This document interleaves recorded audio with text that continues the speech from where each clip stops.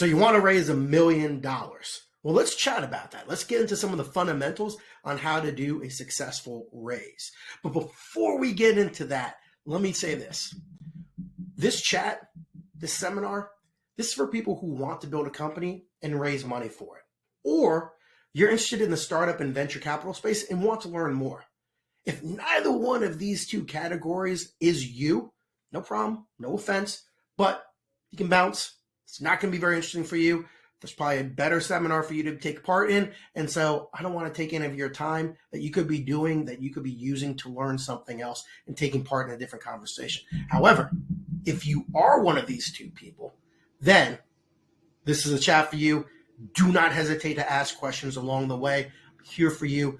The most important goal for me is that you have the information that you need so that you will no longer be scared to be able to pursue your dream, start your own business, and raise money for it. So let's get started. Let's get into it. So on top of the other type of alternatives that are out there when it comes to raising money, there's another one that is becoming more and more accepted across the space. It's technically debt financing, but it has a different spin on that. Now, traditionally, debt financing, as we spoke about previously, is that I give you a certain amount of money. It has a balloon, right, when you owe me the rest of it. It has different payments along the way that are scheduled. So I take out $1 million, and every month I have a coupon that I have to pay back, and it's always the same amount. The only thing that differs is the amount that goes to the principal and the amount that goes and pays for the interest. However, there's a different way to take a look at that. There is also what is called a RevShare Note. Now, these RevShare Notes are interesting in the fact that they are debt financing, right? So you have the benefit of not giving away any equity for revenue share notes. They have the benefit also to being tagged to your gross revenue. And we can get into, and you can ask questions a little bit later about why not net revenue. But in general, it is gross revenue. And this gives you a couple different things because a revenue share note will have a certain time frame. So in 3 years, the total amount of this note is due. It'll have a percentage. So for instance, if it's 1.25x, that means you're getting back 100% of your loan that you provided them, the principal, and then you're getting an additional 25% on top of that. The third part, and the part that works both for the startup and the company, but also for the investor, is the fact that a percentage is then assigned to that note of your gross revenue, meaning this, that it could take 3 years to make a 25% return on my investment. Not terrible, not great. Or it could take me a year based upon the total amount of gross revenue that you bring in.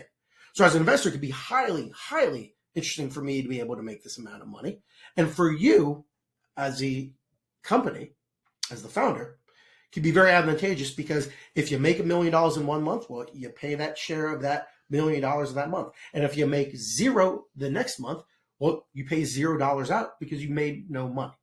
So it can be very, very enticing to be able to do this. However, there is a downside, and this is something that a lot of founders, a lot of companies get caught up with, is the fact that it doesn't sound like a lot at the time, but every nibble at the apple takes that apple down further and further.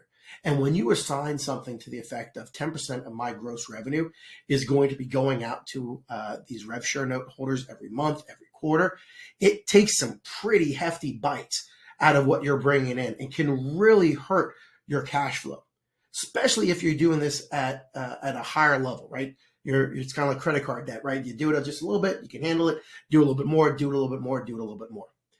But if you are a company that can do this and do this well, and you're a cash flow positive business, or at the very least a cash flow business, this is an enticing way for you to be able to raise capital, raise it from a group of investors who may not have invested in your company in an equity standpoint, while at the same time holding on to the one thing in your startup that will never grow, and that's 100% equity. You will never have more than 100% equity in your company. So you're able to maintain that equity for a little bit longer as you go on your journey. And this is important